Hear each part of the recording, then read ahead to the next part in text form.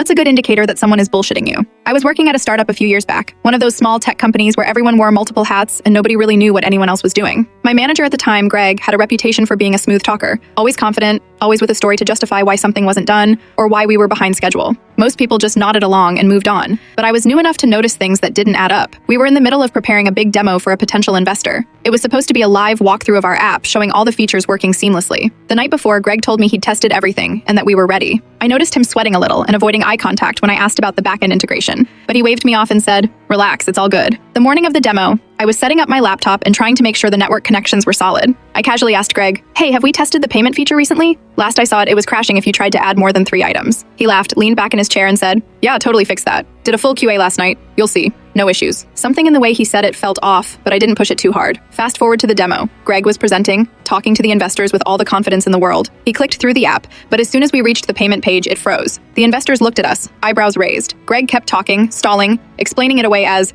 "A minor caching issue, happens sometimes, no big deal," while frantically clicking around and trying to make it work. After a few awkward minutes, I stepped in and restarted the backend service, which fixed the problem immediately. The investors were polite, but the mood had shifted. Later in the office, I pulled Greg aside. I asked him why he told me the payment feature was fixed when it clearly wasn't. He tried to laugh it off, saying he thought it worked fine on his machine and must have been a fluke. I realized that was a textbook case of someone bullshitting to avoid accountability. It wasn't just that the feature wasn't fixed. It was the confidence, the rehearsed laughter, the avoidance of eye contact, the rapid justification without actually giving evidence. Those are the things you start noticing after a while. The way someone talks faster when they're lying, how they overcompensate with details that don't actually prove anything, and how their body language doesn't match their words. Over the next few weeks, I paid closer attention to Greg. Every time he explained why something wasn't done or why a deadline had shifted, I'd notice the same pattern. He'd start with a confident statement, then immediately throw in extra words to sound convincing, avoiding direct answers to pointed questions. If I pressed, he'd laugh nervously or deflect to someone else. Eventually, the team started picking up on it too, and it became a running joke how Greg would tell stories that made sense in the moment, but never actually lined up with reality.